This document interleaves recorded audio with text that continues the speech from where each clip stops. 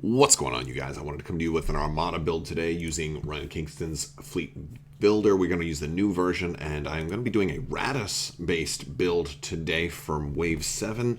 And a specific aspect of this build, in addition to it being a Raddus build, is that it's going to be a build that's going to try not to rely on commands, just in case the raid tokens end up being overwhelming, and in case you wanted a build that can kind of shrug off whatever the raid tokens do. And that's kind of the driving force behind this. So first off, I'm going to start off with the big ship that we're going to drop in from Raddus, and we're going to be an MC-75 Ordnance Cruiser, and that's going to be a beautiful one. Now, what I'm going to do with the Ordnance Cruiser is I am going to give it 2 upgrades for the Ordnance upgrades. One of them I'm going to make it cheap and go with external racks, just because that one's, why not? That one's great. But the other one is I'm going to go with rapid reload, giving it 3 black dice, basically on both sides and on the front. This way, I'm giving it maximum flexibility on where I can drop this thing. Now, I'm not getting critical effects here, but I am dropping it for lots of damage, and hopefully when I drop it somewhere, I might also get the accuracies, and that much is good too. I did think heavily about using Ordnance Experts because of the black dice and where I might drop it, but I'd actually decided to go with Caitkin and Sholan, because even though I was kind of underwhelmed with this particular upgrade, I think the flexibility it gives makes up for the fact that you can't use it on both attacks. And I'm going to use some other things to kind of help mitigate the risk of only being able to use these guys on a single attack. And I'll talk more about that here in a second. Actually, I'll talk more about that right now, because we're going to go with our flagship, and we're going to go with the Pelta. Now, I think the Peltas are going to see a lot more love.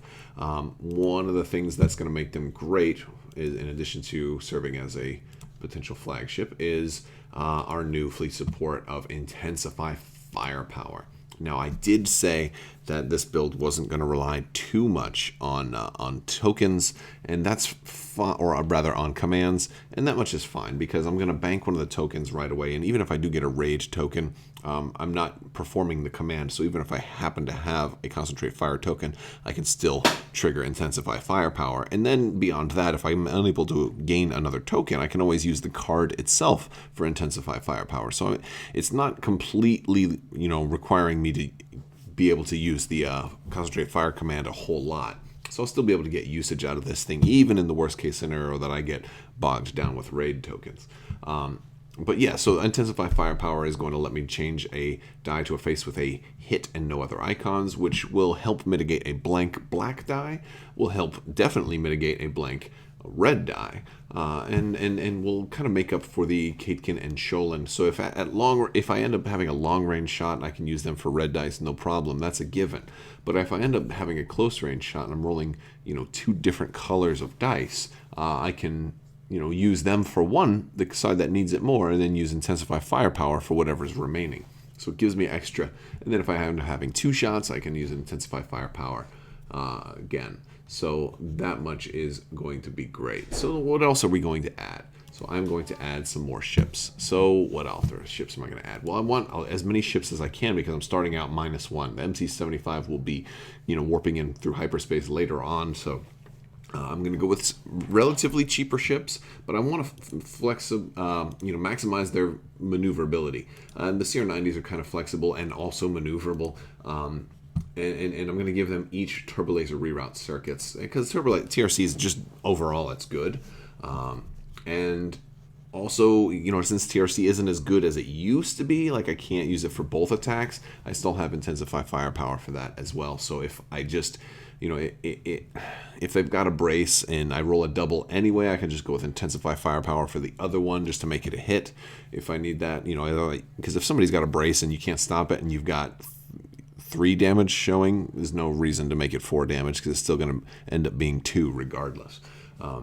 So it gives me some flexibility here. Although, granted, if you want to save points, you probably don't absolutely have to have turbolaser reroute circuits. You could probably consider swapping it with something else. But I like them a lot. I think they're very flexible. They work great with concentrate fire command, but you don't need concentrate fire command. So my idea here is while moving around, I might do nav, I might do concentrate fire. But either way, I'm going to have options, and both are good. So if I get hit with a single raid token, I'm fine. But also they're fast enough that I can get in. I can get in really close, especially if I deploy at speed 3 or 4 and drop this MC-75 really, really quickly. That will be very, very fun. So it gives me 4 ships. We're at 307 points, and I'm going to use the rest for squadrons. And one of the things I'm doing here is, all right, I don't want to rely on commands. If you notice, I really don't have much in the way of carriers. So I'm going to use all squadrons with rogue. And so the first one I'm going to add is one of my favorites. Oops, that's a ship. Let's go back. First one I'm going to add is one of my favorites, and it's one of the best overall rogues in the game is the YT-2400. YT-2400s are great because they have a black die against ships. Even though they don't have bomber, a black die against ships is good. You have 6 out of 8 chance of getting a hit. And then they have 4 blue die for anti-squadron, which is very respectable. They have speed of 4, which makes them very fast, and 6 hull is awfully darn survivable. They're just a very, very well-rounded squadron. And they have rogues, so you don't even have to activate them. And then I'm also going to add, as another one, I'm going to add the Lancer class pursuit craft. Now, the Lancer isn't quite as good against squadrons as the YT-2400. It only has 3 anti-squadron dice, and it is only has 4 hull, but it's still speed 4. And it also has bomber, and it has grit, so it's harder to lock these guys down. And so one of the things I'm going to do when I deploy this, I'm actually going to run 3 of each of these. So let's bump these up. 1, 2, 3, and then 1, 2, 3. All right, so we've got 3 of each of these, and I think that's that gives me 6 squadrons, which is not bad considering I'm losing a ship during deployment. I'm going to have 3 ships and 3 separate squadron deployments, so it gives me a little bit of room to work with. But I'm not really as worried about that because I'm going to be able to place that heavy hitter up here with the MC-75 wherever I want. So the deployment isn't even that big of a deal in this case, but still having 6 squadrons is awfully nice, and it gives you a lot of anti-squadron presence, and it also gives you a lot of threat. You don't have to worry about things like relay. You don't have to worry about with the Lancers, you don't have to worry about a single ship coming in and tying everything up. Now, one of the things when I'm deploying, I'm going to want to keep my Lancers kind of far apart. And I can put a YT-2400 with each one of them, and I can have 3 different groups of these guys flying as a team, and that'll be great.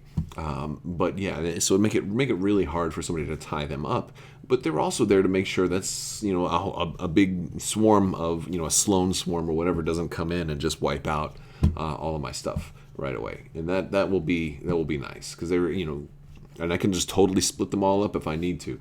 But I'm digging that. So let's look at some of the objectives that we're going to go with today. First, I'm going to go with assault. Now, some things I think are going to change in the next wave, and so it's going to kind of impact some of the things that I might do. Now, advanced gunnery is a possibility when you're running a big ship that doesn't have gunnery teams, but I'm definitely thinking I'm going to go with targeting beacons here. For rerolls, because I don't have a whole lot of rerolls. It's not actually crucial, and I don't think there's really one that absolutely stands out. I'm not going to go with opening salvo. I don't have enough ships. I'm not going to. I mean, most wanted is a possibility, and if I were to swap a corvette for a flotilla, I would definitely say most wanted, absolutely, because I can drop that ordnance cruiser right in front of your objective ship and just completely wreck face. But in this case, I don't want you getting double points for a corvette, and if I go up against another, multiple small ships, it may not even be worth it for me at all. So I just I do have some bombers, so precision strike could potentially work, but I'm thinking targeting beacons is one of those that does nothing for my opponent. So even if it gives me a few rerolls here or there, it doesn't help my opponent in any way, shape, or form, and that's what I like about it.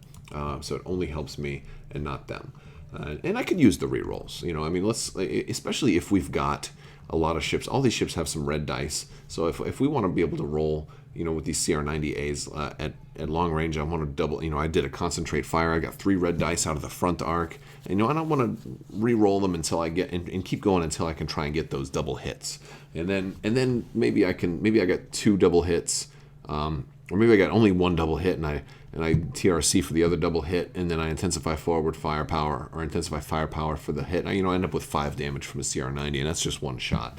Things like that can happen, and having more rerolls would be nice. It's not crucial, and this isn't necessarily the strongest objective in the world, but it doesn't help the opponent. That's the key.